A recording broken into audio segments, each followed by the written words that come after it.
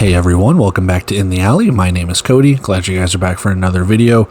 Week 16 is upon us. It is here faster than I would like since I still have to do some recaps, but we'll get it out regardless. We have one game for Thursday, one game for Saturday, one game for Monday as we kind of trek through the 4th of July weekend. So with that being said, let's dive into our Thursday night game.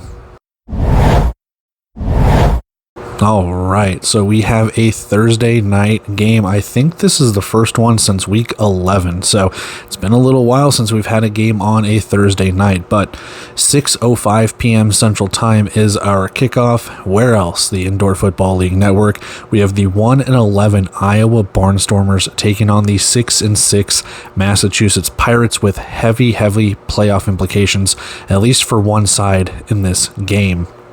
Look at the stats up on the top. 0-6 for Iowa on the road, hoping to snap a 6-game losing streak on the road. It could be more than that, dating back to last season. I haven't really taken a look. And 3-3 for Massachusetts, who is normally pretty good at home, so hoping to get at least a 500 record if they can get the victory at the Tsongas Center. We'll talk about it in a minute. Season leaders for both sides: James Cahoon, 185 for 324, 1,977 yards, 36 touchdowns, and 14 interceptions. And I know I've harped on Iowa a little bit, but James Cahoon coming in partway through the season to throw up stats like that, it's not bad, all things considered. He's throwing the ball really well. Granted, they don't really run it, but there you go. Kenji Bahar, 165, 266 attempts, 1,604 yards passing, 28 touchdowns, 9 interceptions. In the rushing category, Cahoon has 24 carries for 64 yards and 1 touchdown, and Puka Williams, 147 carries, 595 rushing yards, and 10 rushing touchdowns. To the receivers, we have Kean Williams, 66 receptions, 872 yards, and 16 touchdowns, and Teo Redding, 35 catches, 482 yards, and 11 touchdowns through the air. Moving over to the injury report, we do not really have anything to report of. Well, we haven't really had an update to the transactions page or anything, so there could be some injuries. There could be a couple of players taken off of short-term injured reserve. We just do not know. So with that, we'll take it with a grain of salt. That's where we have it from last week to this week. Let's move on to the game odds. We have an over-under of 92.5 and minus 13.5, almost a 2-touchdown favorite for the Massachusetts Pirates at home, minus 455, heavily juiced for the money line. They think the Pirates are going to win this one big, and plus 350 if you think Iowa is going to take this victory on the road.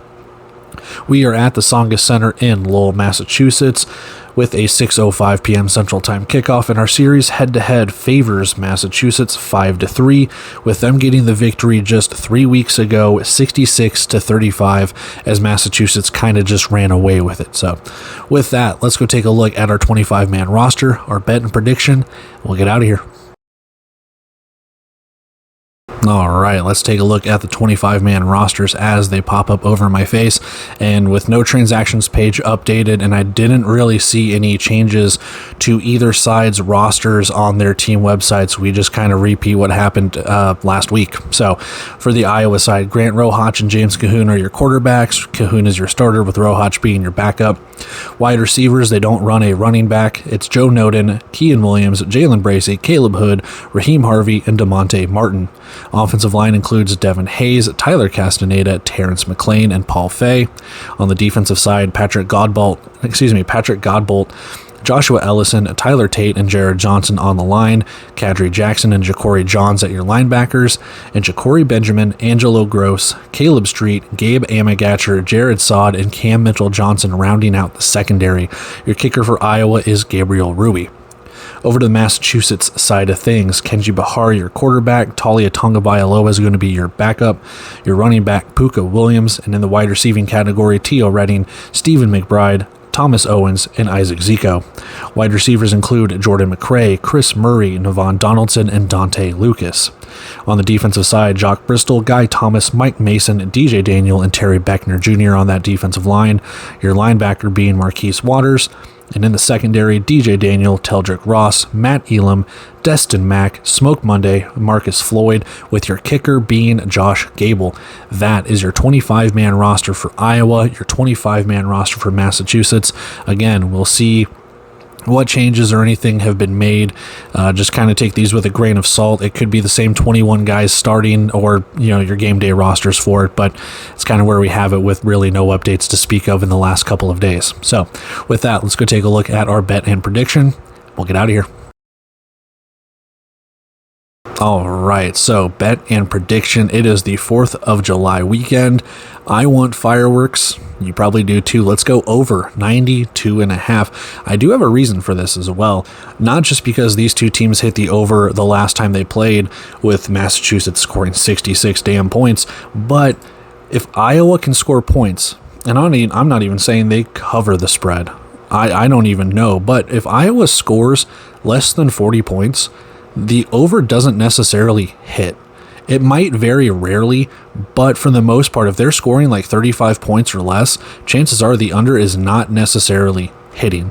And now with that being said, I'm taking the over 92.5. There are different unders and stuff that have gone through Iowa games all season. But if Iowa is able to put up points, they have to rely on their defense, and the defense has just not been good enough to stop other teams from putting up a lot of points. However, caveat to this is Massachusetts, they can hit the over too, but chances are they do like to run the ball, waste the clock a little bit, more methodical with it, not just throwing it 24/7. So the under could definitely be in play here.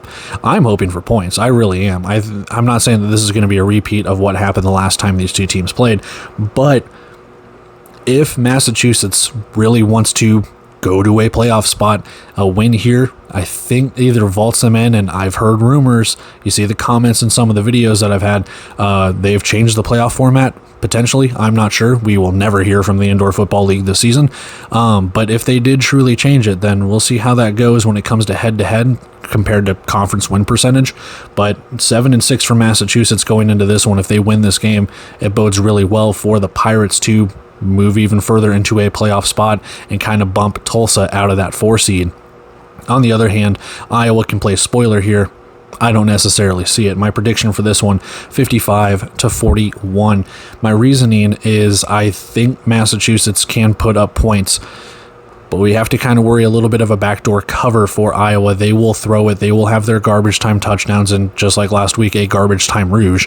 So there will be points aplenty when they have their opportunities. Can they convert those to points?